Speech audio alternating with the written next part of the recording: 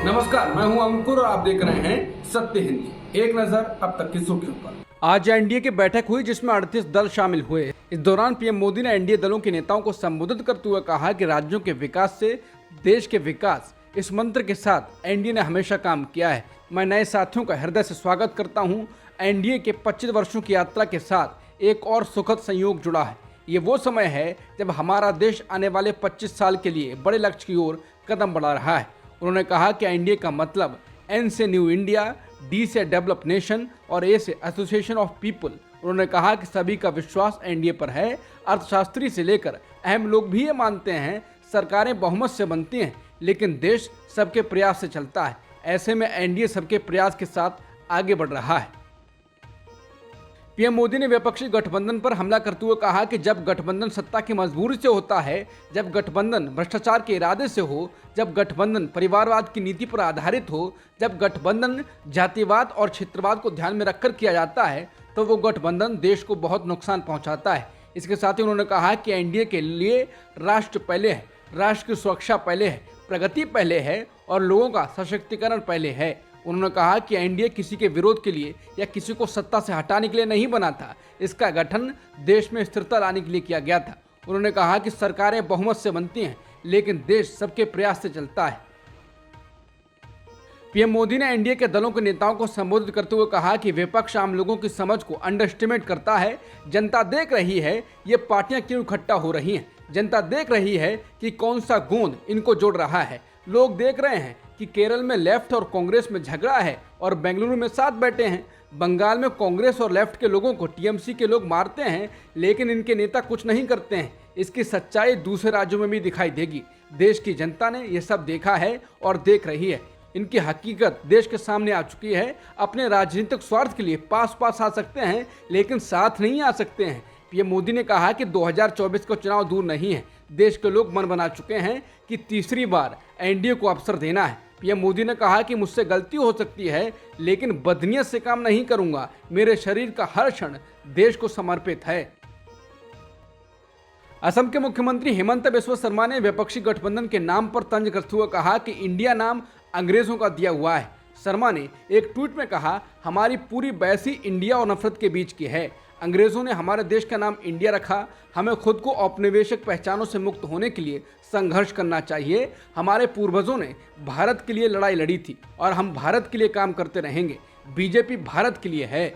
बता दें, fact check website Mohammed Zubair ने ट्वीट कर यह भी कहा है कि शर्मा ने अपने ट्विटर से इंडिया नाम हटा लिया है और अब भारत लिख लिया है। बता दें, आज विपक्ष ने अपने गठबंधन का नाम इंडिया रखा है। इसके बाद बीजेपी के नेता इंडिया के खिलाफ भी बोलने लगे हैं। बेंगलुरु में विपक्ष की बैठक के बाद रवाना हुए सोनिया गांधी और राहुल गांधी के विमान की आपात लैंडिंग भोपाल हवाई अड्डे पर हुई। समाचार एजेंसी एएनआई ने भोपाल पुलिस के हवाले से खबर दी है कि ये लैंडिंग खराब मौसम की वजह से हुई। अब सोनिया और राहुल दिल्ली के लिए इंडिगो एयरलाइंस की फ्लाइट से रवाना होंगे। कांग्रेस अध्यक्ष मल्लिकार्जुन खड़गे ने कहा कि विपक्षी गठबंधन को इंडिया कहा जाएगा और बैठक में शामिल सभी दल इस पर सहमत हो गए हैं। विपक्षी पार्टियों के गठबंधन का नाम Indian national democratic inclusive alliance यानी इंडिया होगा। अब बेंगलुरु के बाद विपक्ष की अगली बैठक मुंबई में होगी। तारीख कुछ दिनों के बाद बताई जाएगी। खड़गे ने कहा कि कैंपेन मैनेजमेंट के लिए सेक्रेटेरिएट का गठन किया जाएगा और अन्य खास मुद्दों पर अन्य कमेटियों का गठन दिल्ली में किया जाएगा। बैठक के बाद प्रेस कॉन्फ्रेंस को संबोधित करते हुए कांग्रेस नेता राहुल गांधी ने कहा, यह हमारी दूसरी बैठक है। आज बहुत प्रोडक्टिव काम हुआ है। लड़ाई बीजेपी की विचारधारा और उनकी सोच के खिलाफ है। वो देश पर आक्रमण कर रहे हैं, बेरोजगारी फैला रहे हैं। देश का पूरा धन चुने हुए लोगों के हाथ में जा रहा है और इसलिए जब हम बातचीत कर रहे थे तो हमने अपने आप से सवाल पूछा कि लड़ाई किसके बीच में है। ये लड़ाई विपक्ष और बीजेपी के बीच में नहीं है। देश की आवाज़ को दबाया और कुचला जा रहा है। ये देश की आवाज़ के लिए लड़ाई है और इसलिए ये नाम चुना गया है Indian national development inclusive alliance. इसका मतलब है इंडिया। ये लड़ाई एनडीए और इंडिया के बीच में है। नरेंद्र मोदी जी और इंडिया के बीच में है। उनकी विचारधारा और इंडिया के बीच में है। आप जानते हो कि जब भी कोई इंडिया के सामने खड़ा हुआ तो जीत किसकी होती है, ये कहने की ज़रूरत नहीं है। अब हम एक एक्शन प्लान तैयार करेंगे जहां हम एक साथ मिलकर देश में हमारी विचारधारा के बारे में और जो हम देश के लिए करने जा रहे हैं उसके बारे में बात करेंगे।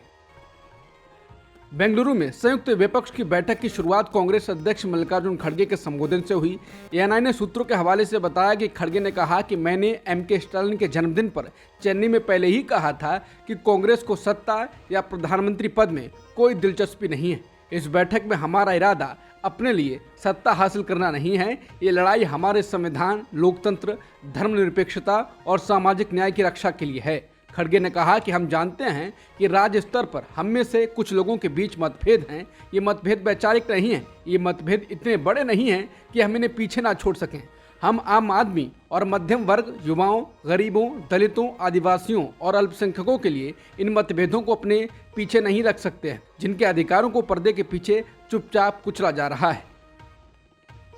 मल्लिकार्जुन खड़गे ने विपक्षी एकता की बैठक के बाद कहा कि हम देश की भलाई के लिए एक हुए हैं। उन्होंने कहा कि पहली बार हम पटना में मिले, जिस वक्त 16 पार्टियां थीं, अब 26 पार्टियां हो गई हैं। उन्होंने कहा कि लोकतंत्र और संविधान को बचाने के लिए ये महत्वपूर्ण बैठक हुई और हम देश हित में एक साथ आए हैं। उन्होंने कहा कि नेताओं ने एक स्वर से प्रस्ताव का समर्थन किया है, हमारे गठबंधन को इंडिया कहा जाएगा। इसके साथ ही उन्होंने कहा कि मोदी जी विपक्ष की हर चीज को देखने के बाद एनडीए बैठक बुला रहे हैं, जिसमें 30 पार्टियों की बात कही गई है। खड़गे ने कहा कि मुझे नहीं पता ये कौन सी पार्टियां हैं, क्या वो रजिस्टर्ड हैं? मैंने इतनी पार्टियों के बारे में भारत में पहली बार सुना है। खड़गे ने कहा कि पहले वो अपने सहयोगियों के साथ ही सही व्यवहार नहीं करते थे, बात तक नहीं करते थे।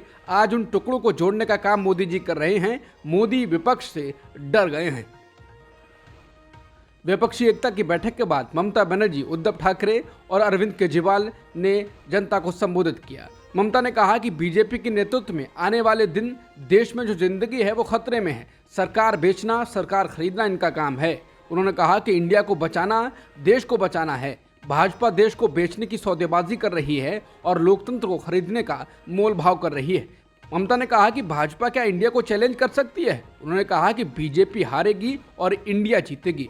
शिवसेना नेता उद्धव ठाकरे ने कहा कि दूसरी बैठक सफल रही और ये लड़ाई हमारे परिवार के लिए नहीं, बल्कि देश ही हमारा परिवार है। इसके साथ ही अरविंद केजरीवाल ने भी पीएम मोदी पर निशाना साधा। प्रधानमंत्री मोदी ने ही बेंगलुरु में हो रही विपक्षी दलों की बैठक पर निशाना साधना शुरू कर दिया है।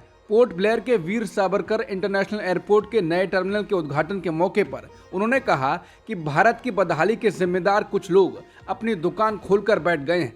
पीएम मोदी ने कहा कि 2024 के 26 होने वाले राजनीतिक दलों पर यह बड़ा फिट बैठता है कि ये लोग गा कुछ रहे हैं, हाल कुछ है, लेबल कुछ है और माल कुछ है। इनकी दुकान पर 2 चीज़ों की गारंटी मिलती है। ये अपनी दुकान पर जातिवाद का जहर बेचते हैं और दूसरी असीमित भ्रष्टाचार करते हैं। आज कल ये लोग बेंगलुरु में जुटे हुए हैं। उन्होंने कहा कि जब ये लोग कैमरे के सामने एक फ्रेम में आ जाते हैं तो पहला विचार देश के लोगों के मन में यही आता है कि लाखों करोड़ों रुपए का भ्रष्टाचार।